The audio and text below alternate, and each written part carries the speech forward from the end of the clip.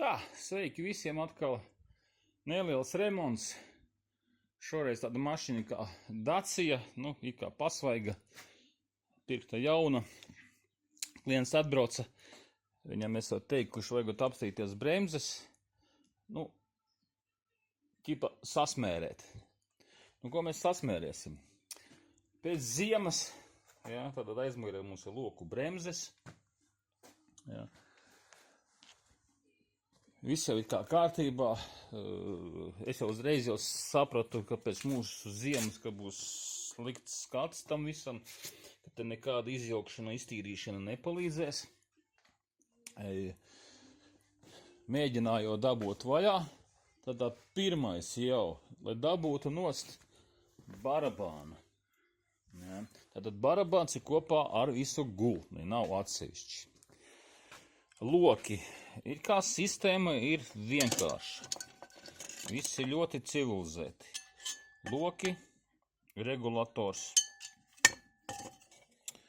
ar zobratiņu. Viss ir kā forši, atskrūva vaļā, visu varētu noņemt nost, sākās.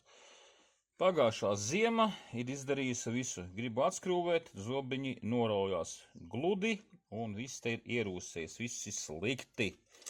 Knapi visu dabūja nost. Nākošais. Cilindrīši. Tā ierūsējuši, ka te vispārībā nekas nekustās. Abi divi, pilnīgā mierā. Nākošais. ABS gredzens izģērbies. It kā nekas. Maināmā detaļa. Bet nākošais.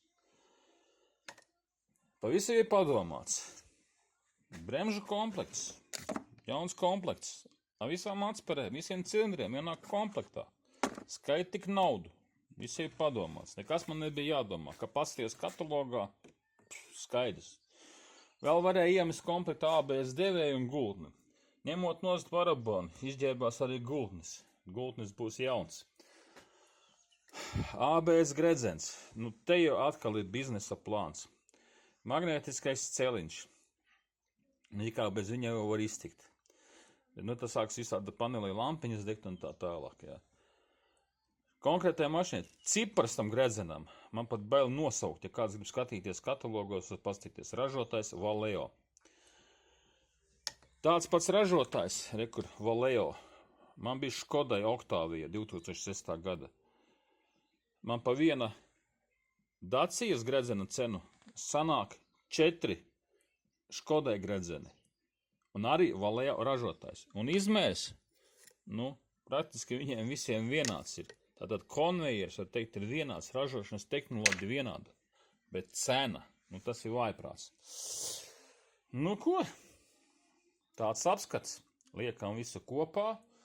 Un pēc gadiem 2, ja laba ziema, gaidām atkal ciemos.